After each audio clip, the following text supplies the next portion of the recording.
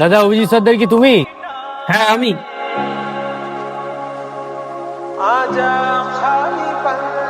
Sir, আপনার অর্ডারটা। ও ভাই, এদিকে আসো।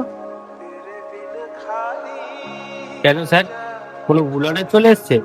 আরে না না, আসলে আজকে আমার জন্মদিন। আমি দুটো অর্ডার করেছিলাম, যে আমার জন্য কষ্ট করে নিয়ে আসবে তার জন্য একটা, আর নিজের জন্য একটা। না না দাদা, আমার লাগবে না, আপনি নিন। ও, বাইরে বৃষ্টি হচ্ছে বলে এখানে বস, দুজনে একসাথে খেয়ে নেবো। না না দাদা, ওই জন্য না। আসলে আমি আমার মায়ের বানানো খাবার খাই, আর মা আমার জন্য টিফিন বানিয়েই পাঠিয়েছে। আমি বাইরের খাবার খাই না, আর বাইরের খাবার খাওয়াও উচিত না।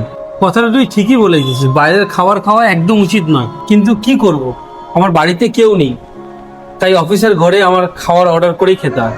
না না, প্রবলেমে থাকলে তো বাইরের খাবার মাঝে মধ্যে খেতেই হবে। ঠিক আছে, আমি আসলাম। ভাই, আরেকবার শোন, কিছু না মনে করলে তোকে একটা কথা বলবো। হ্যাঁ দাদা, বলো।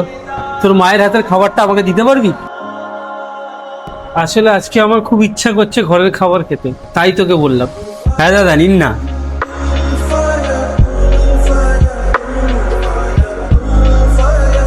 এই নিন।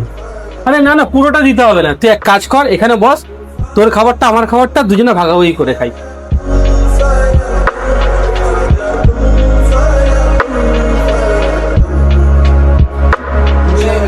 মজা এসে গেল।